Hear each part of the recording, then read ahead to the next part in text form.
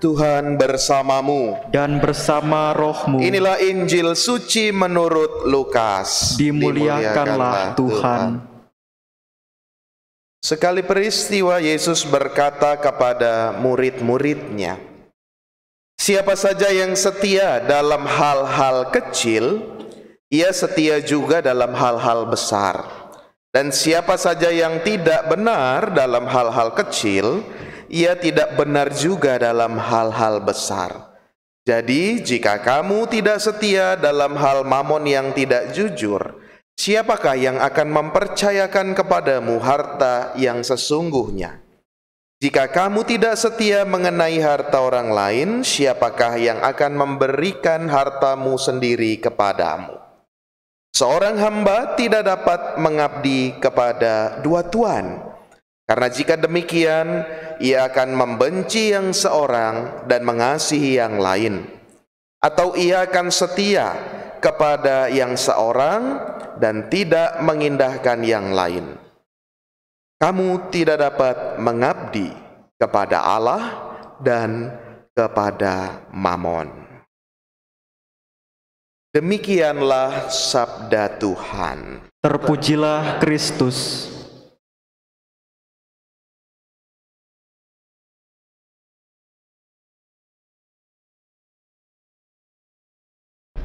Saudari-saudaraku yang terkasih, beberapa hari yang lalu di minggu ini ada berita bahwa ada seorang bapak yang menabung selama 2 tahun.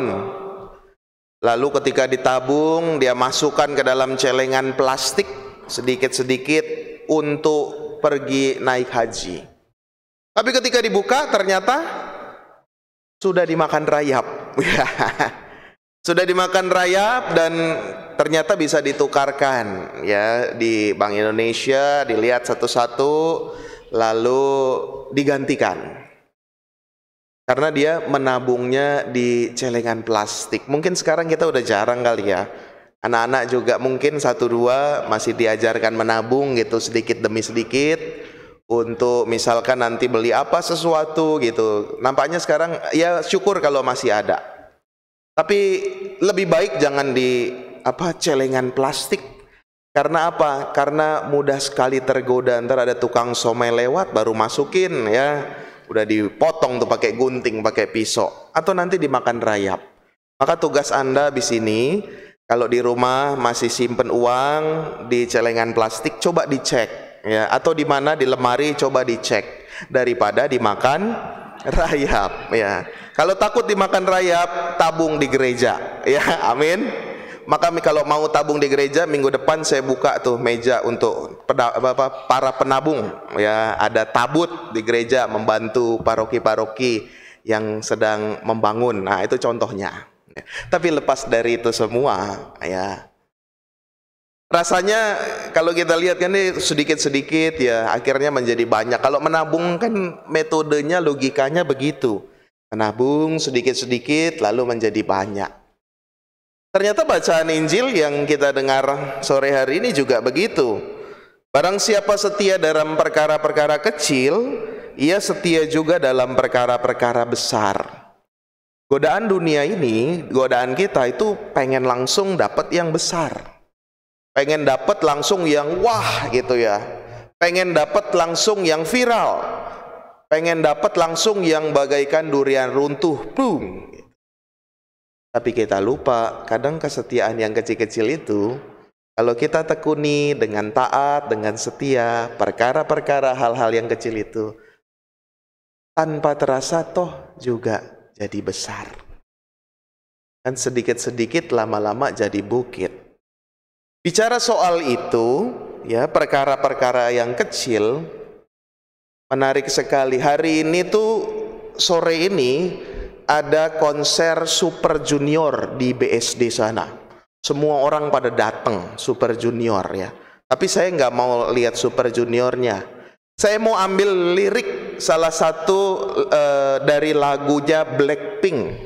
Ya, lirik dari Blackpink itu grup asal Korea. Dia menyebutkan dalam lirik lagunya yang berjudul Money. Dia katakan begini. Kayaknya itu juga belajar dari kitab suci ini dia. Uang itu bisa menjadi tuan yang mengerikan, tapi bisa menjadi pelayan yang setia. Jadi dua sisi itu. Uang itu bisa jadi tuan yang mengerikan, tetapi di sisi lain menjadi pelayan yang setia. Artinya apa? Kalau tadi dalam pengantar saya katakan, kalau hidup kita berfokus pada mamon, hidup kita berfokus pada yang duniawi ini, nggak ada habisnya. Terus kita cari. Kadangkala mungkin sampai nggak ada waktu. Mungkin kadangkala juga melupakan Tuhan. Nggak ada habisnya kalau hidup kita berfokus pada dunia ini.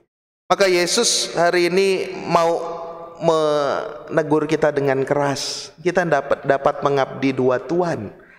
Kamu tidak dapat mengabdi kepada Allah dan kepada mamon. Mungkin banyak ya film-film atau video klip sederhana yang mengatakan, ayo waktu bersama keluarga disediakan, jangan mencari dunia terus. Tiba-tiba nanti anaknya sudah besar, ini itu banyak sekali film tentang begitu. Supaya jangan melupakan sesama kita. Ini Tuhan mau kasih contoh kepada kita bahwa toh kita dengan fokus kepada Allah, fokus kepada Tuhan, hati kita mencari Allah. Jangan lupa ada ayat yang berkata, carilah dulu kerajaan Allah, maka semuanya akan ditambahkan kepadamu. Kita juga dapat bekerja, dapat rezeki, dapat anugerah, itu juga dengan hati yang syukur, hati yang gembira. Kalau hati kita juga berfokus pada Allah. Kalau kita pengen dapat yang sukses, belajar mau dapat sukses, caranya gimana supaya instan, supaya cepat nyontek? Nggak akan berdampak, nggak akan tenang, nggak akan sukacita. Bekerja juga begitu. Mau dapat yang besar langsung berbuat curang dan lain sebagainya, seperti dalam bacaan pertama dikatakan oleh Nabi Amos. Diatur tuh timbangannya supaya apa? Supaya dapatnya langsung besar. Nah, kalau kita fokuskan hati kita kepada Allah, kita ikut kehendak Allah, maka posisi hatinya itu sudah bersyukur. Posisi hatinya itu sudah tenang, damai, sukacita. Sehingga yang terjadi kedua, mamon itu, uang itu menjadi pelayan yang setia. Tidak dipungkiri kita butuh uang semuanya. Tapi kalau hidup kita hanya habis untuk berfokus sama itu aja, gak akan ada sukacita, gak akan ada ketenangan, karena maunya terus, gak akan ada habisnya keinginan kita. Maka Tuhan Yesus mengatakan, setia pada perkara kecil, yang kecil-kecil, yang sederhana kita lakukan. Doa-doa kita sederhana, berfokus pada Allah, kita rajin ke gereja. Hal-hal sederhana, walaupun di gereja juga ngantuk-ngantuk, di gereja juga nggak konsen. Tetapi itu perkara-perkara kecil yang kita setiai, sehingga bisa menjadi sukacita yang besar.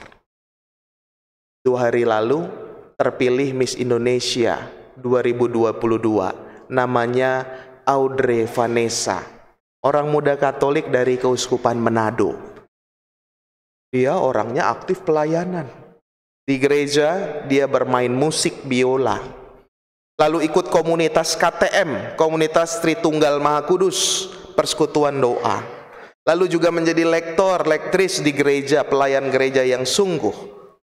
Dia tekuni, dia setiai, perlahan-lahan sampai akhirnya dia terpilih 2 hari yang lalu sebagai Miss Indonesia 2022. Dan yang menarik speech-nya ketika menang. Apa yang dia bilang?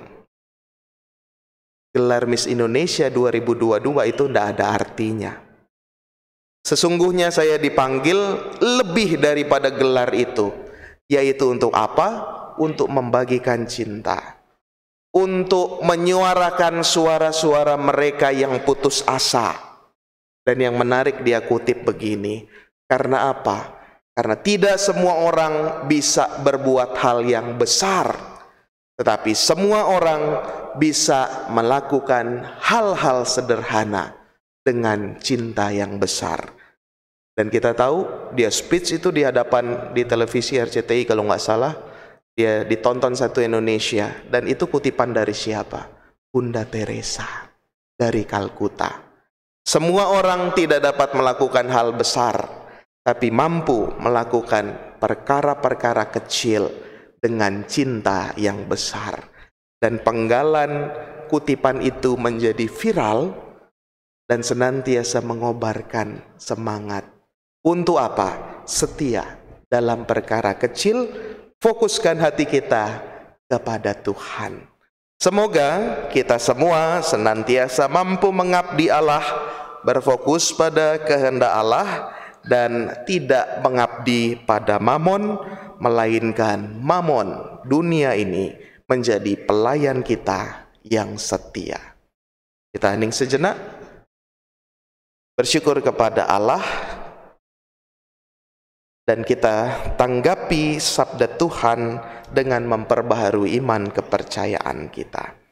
Aku percaya akan Allah, Bapa yang Maha Kuasa, Pencipta langit dan bumi, dan akan Yesus Kristus putranya yang tunggal Tuhan kita, yang dikandung dari Roh Kudus, dilahirkan oleh perawan Maria, yang menderita sengsara dalam pemerintahan Pontius Pilatus, disalibkan, wafat dan dimakamkan, yang turun ke tempat penantian, pada hari ketiga bangkit dari antara orang mati, yang naik ke surga duduk di sebelah kanan Allah Bapa yang Maha Kuasa. Dari situ ia akan datang mengadili orang hidup dan yang mati. Aku percaya akan Roh Kudus, Gereja Katolik yang kudus, persekutuan para kudus, pengampunan dosa, kebangkitan badan, kehidupan kekal. Amin. Saudari-saudaraku, marilah berdoa kepada Allah Bapa kita yang telah menyerahkan dunia ini kepada kita untuk dikelola dan kita pelihara dengan penuh tanggung jawab. Bagi pemimpin gereja, ya Bapa, semoga para pemimpin gerejamu